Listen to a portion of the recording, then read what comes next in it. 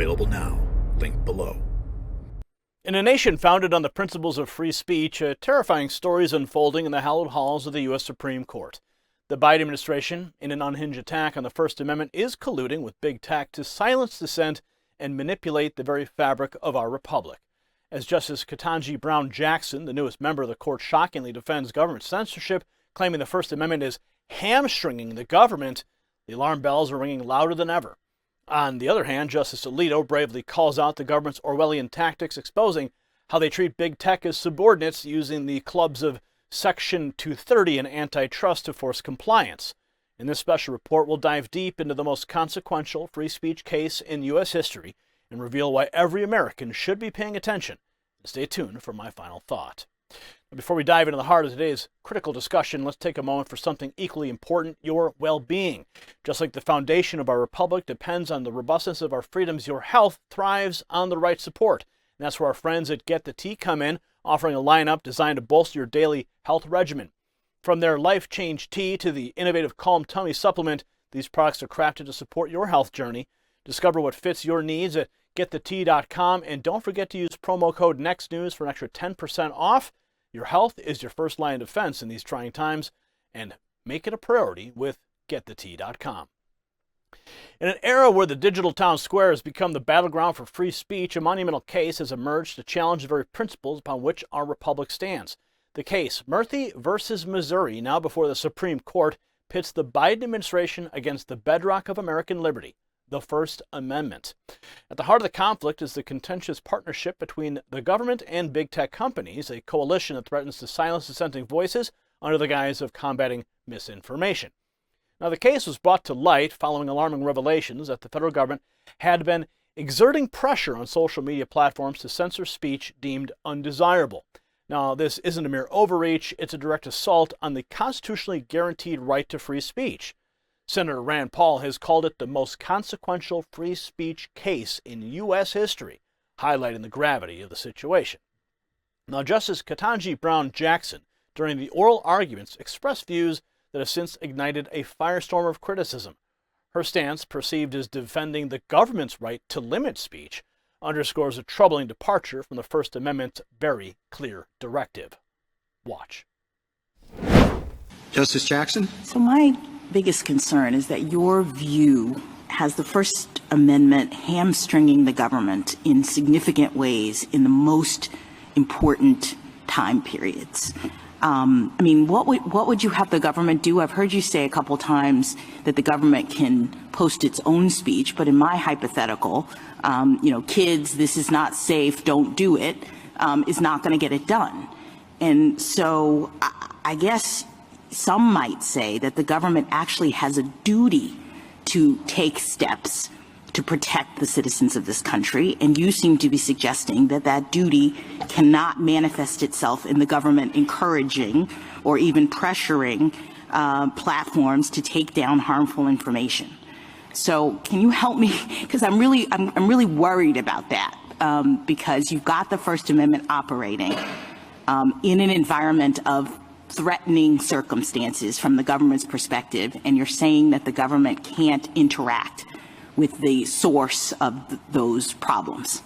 And Your Honor, I understand that instinct, and I guess what I tell you is that now, in the exchange, it sent shockwaves through the corridors of freedom. Justice Jackson questioned whether the First Amendment was a barrier to the government's ability to regulate harmful information, starkly illustrating the current threat to free expression. Now, here's more. But whether or not the government can do this is something I took up with Mr. Fletcher, depends on the application of our First Amendment jurisprudence, and there may be circumstances in which the government could prohibit certain speech on the internet or otherwise. I mean, do you disagree that we would have to apply strict scrutiny and determine whether or not there is a compelling interest and how the government has tailored its regulation? Certainly, Your Honor. I think at the end of every First Amendment analysis, you'll have the strict scrutiny framework in which, in some national security hypos, for example, the government may well be able to demonstrate a compelling interest, may well be able to demonstrate. All right. So not every situation in which the government engages in conduct that ultimately has some effect on on speech necessarily becomes a First Amendment violation, correct? Maybe not necessarily, Your Honor. I guess the top line question I would ask is, has the government set out to abridge the freedom of speech? And in this case, you see that time and time again, because if you control That's not the test for First Amendment violations. Your Honor, this flows from the plain text of the First Amendment, right? No, I understand, but we have a test for a determination of whether or not the First Amendment is actually violated. So in certain situations, the government can actually require that speech be suppressed if there's a compelling interest, right? It can, Your Honor, and I guess what I would say is that the courts below never got to strict scrutiny because the government never raised this. This has never been litigated. The question in this case is whether at the front end the government itself has undertaken action. Is the coercion, is the state action, right? That's the question in this case. And I would urge the court to address the state action issue just like you addressed it in Bantam Books. Use that term 4 times in Bantam Books. And could I just understand, because it seems like an extremely expansive argument, I must say. As Justice Jackson grilled the Louisiana Solicitor General, her implication was clear. The government, in her view, should have the latitude to pressure platforms to remove content it deemed harmful, a stance chilling to any advocate of free speech. Yet it was Justice Samuel Alito who provided a much-needed counterpoint, emphasizing the unprecedented nature of the government's collusion with social media giants. He highlighted the dangers of such a partnership wherein the government treats these platforms not as independent entities but as extensions of itself, wielding Section 230 and antitrust laws as weapons to enforce compliance. Watch. Exchanged between the White House and other federal officials and Facebook in particular, but also some of the other platforms. And I see that the White House and federal officials are repeatedly saying that Facebook and the federal government should be partners. We're on the same team. Officials are demanding answers. I want an answer. I want it right away. When they're unhappy, they curse them out. There are regular meetings. There is constant pestering of Facebook and some of the other platforms, and they want to have regular meetings. And they suggest, they suggest rules that should be applied, and why don't you tell us everything that you're going to do so we can help you and we can look it over. And I thought, wow, I cannot imagine federal officials taking that approach to the print media, our representatives over there. If you did that to them, what do you think the reaction would be? And so I thought, the only reason why this is taking place is because the federal government has got Section 230 and antitrust in its pocket, and it's to mix my metaphors, and it's got these big clubs available to it, and so it's treating Facebook and these other platforms like they're subordinates. Would you do that to the New York Times or the Wall Street Journal or the Associated Press or any other big newspaper or wire service? So there's a lot packed in there. I want to give you one very specific answer first, and then step back out to the broader context. So specifically, you mentioned demanding an answer right away and cursing them out. The only time that happens is in an email that's about the president's own Instagram account. It's not about moderating other people's content. Okay, we'll put that aside. There's all the rest.